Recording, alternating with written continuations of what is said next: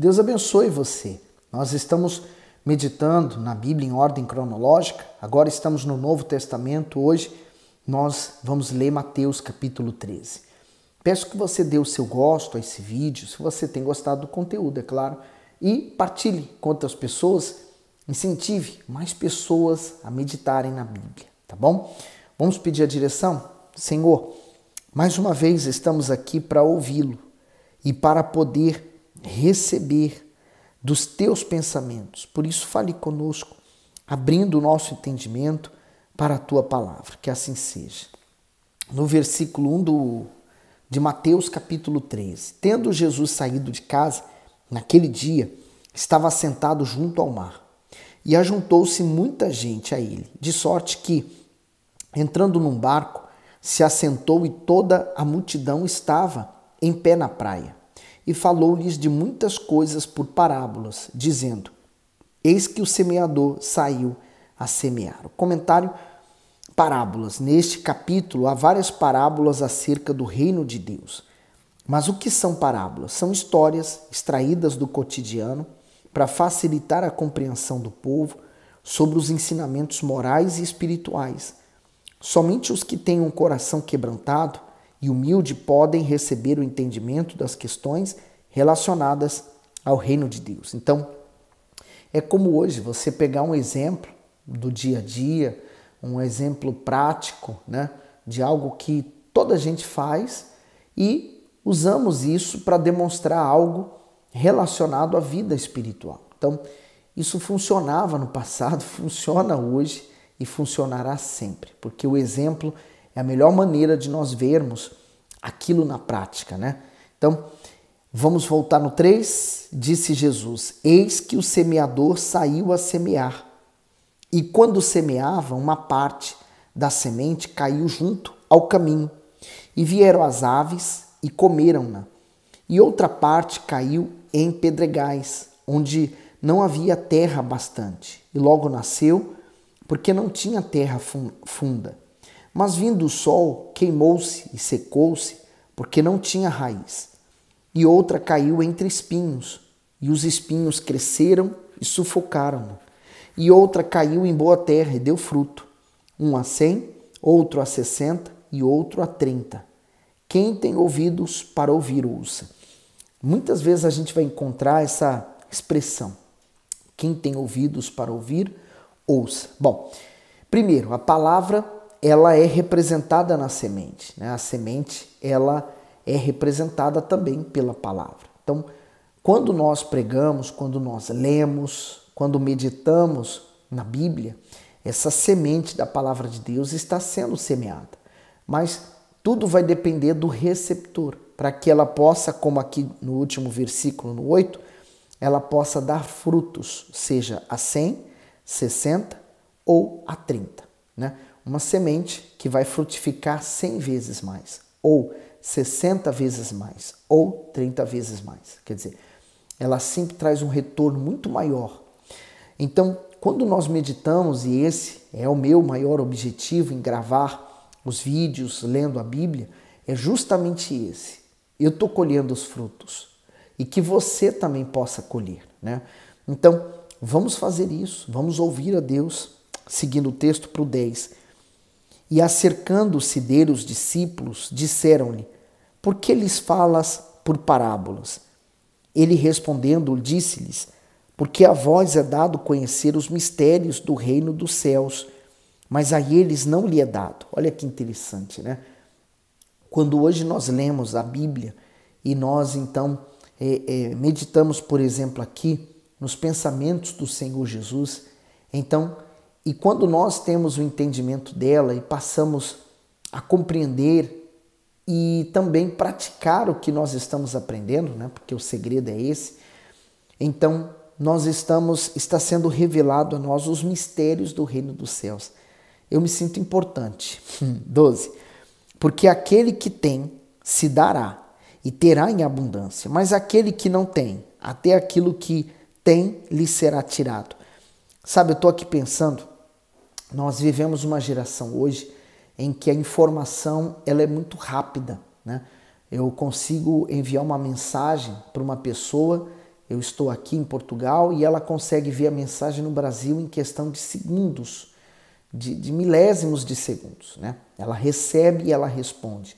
Nós conseguimos ver notícias, ser um jornalista, né? Mesmo sem formação, mas informar através das páginas das redes sociais, enfim, né?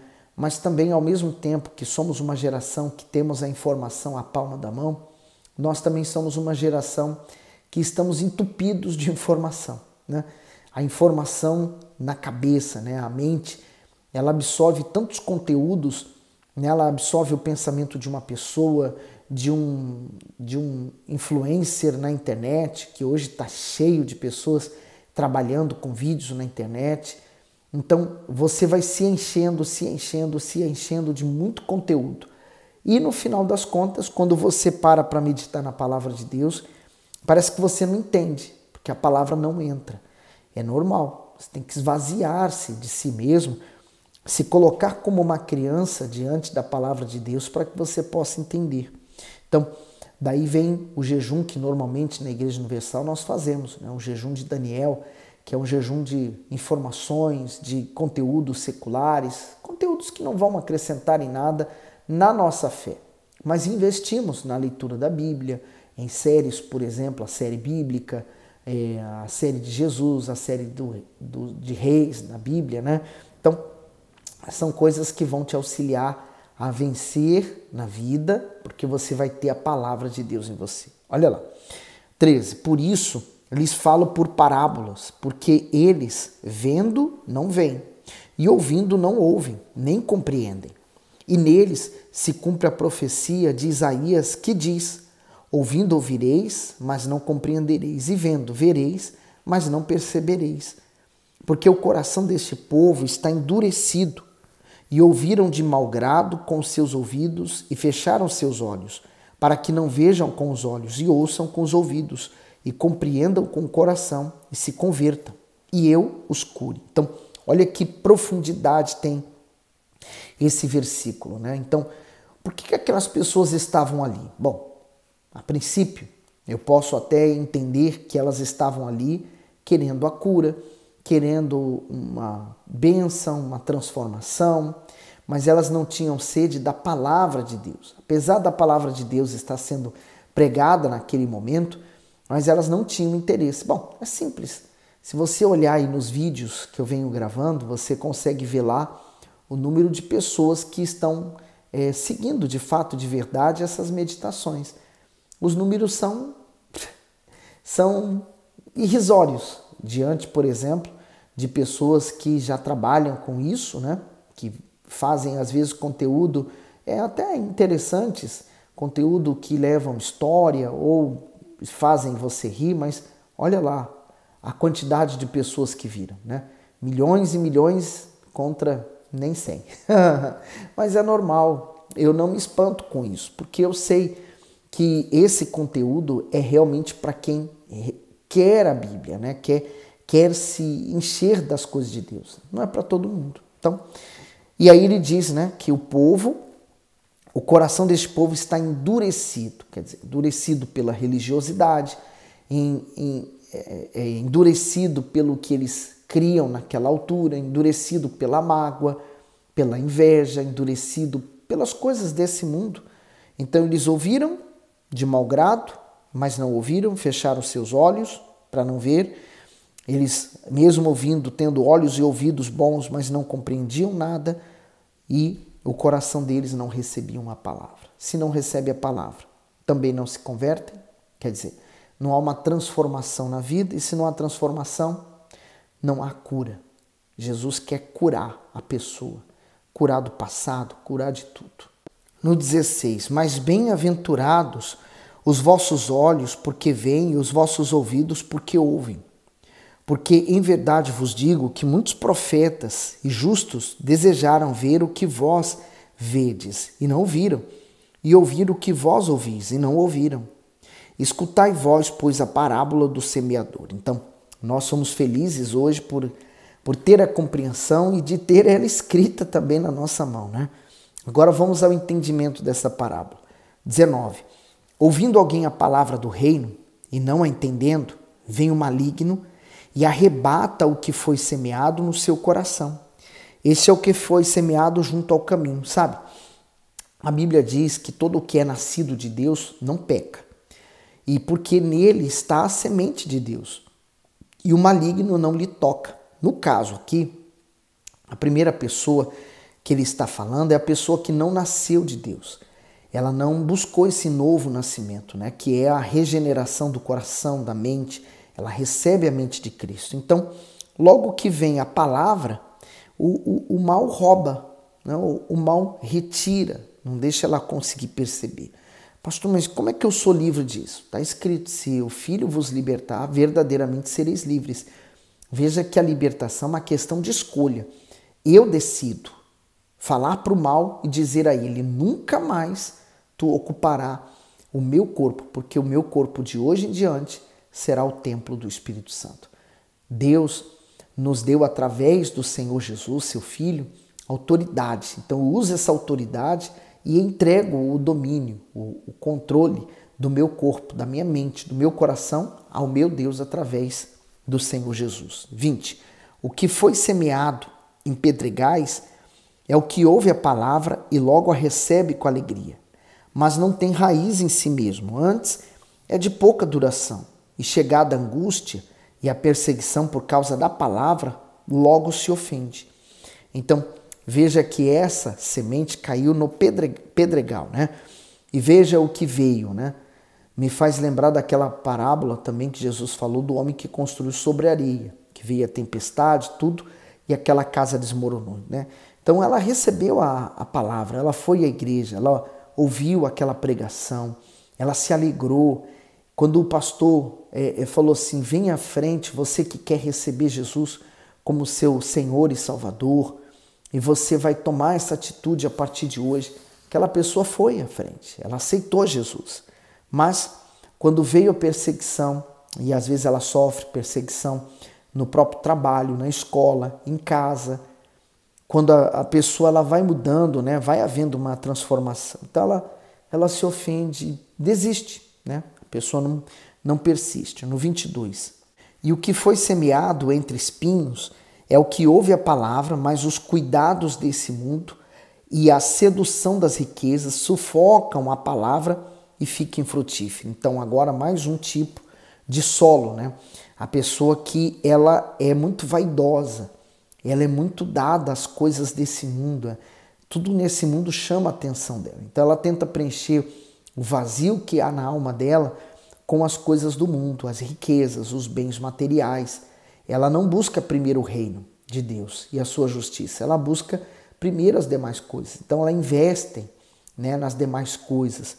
Quantas pessoas que um dia começaram a pregar o evangelho viraram as costas porque disseram, vou cuidar da minha própria vida. Então, assim essas pessoas que a palavra já não está mais fazendo ou produzindo efeito nela, ela está sendo destruída, né? Ela está sendo sufocada pela sedução. No 23, mas o que foi semeado em boa terra é o que ouve e compreende a palavra e dá fruto, e um produz 100, outro 60 e outro 30. Então quer dizer, essa pessoa, ela por mais errada que ela fosse, ou por pior que tenha sido o passado dela, mas é uma pessoa que está ali aberta, querendo uma transformação, buscando de fato, de verdade, se preencher com Deus. Então ela vai dar frutos, né? Conforme a sua entrega, também vai ser o retorno. A palavra de Deus é assim, você dá e ela retorna. Então, o que deu 30 porque deu menos, o que deu 60 porque deu menos, o que deu 100 é porque ele se entregou 100%. 24. Propôs-lhe outra parábola dizendo, o reino dos céus é semelhante ao homem que semeia boa semente no seu campo. Mas dormindo os homens, veio o seu inimigo e semeou joio no meio do trigo e retirou-se. E quando a erva cresceu e frutificou, apareceu também o joio. E os servos do pai de família, indo ter com ele, disseram-lhe, Senhor, não semeaste tu no teu campo boa semente? Por que tem então o joio? E ele lhe disse, um inimigo é que fez isso. E os servos lhe disseram, Queres, pois, que vamos arrancá-lo? Ele, porém, lhes disse: Não, para que, ao colher o joio, não arranqueis também o trigo com ele. Deixai crescer ambos juntos até a ceifa. E por ocasião da ceifa, darei aos ceifeiros colher primeiro o joio e atai-o em molhos para o queimar. Mas o trigo ajuntai-o no meu celeiro. Comentário: o trigo e o joio são uma referência aos filhos de Deus e aos filhos do maligno. O trigo diz respeito aos verdadeiros convertidos que o próprio Senhor tem plantado para a sua glória. Por outro lado, o joio são os falsos convertidos que se infiltram no meio dos filhos de Deus com o propósito de influenciá-los para o mal. O joio está sempre causando rebeldia e confusão na igreja do Senhor Jesus, pois é o diabo quem o semeia. Dessa forma, o joio se parece com trigo, mas não é, o que faz muitos se iludirem com ele. Essa é uma das estratégias de Satanás para enganar os escolhidos e lhes tirar a salvação. O Senhor Jesus disse que para deixá-los crescer juntos, pois chegará o dia em que os anjos virão e separarão os verdadeiros dos falsos.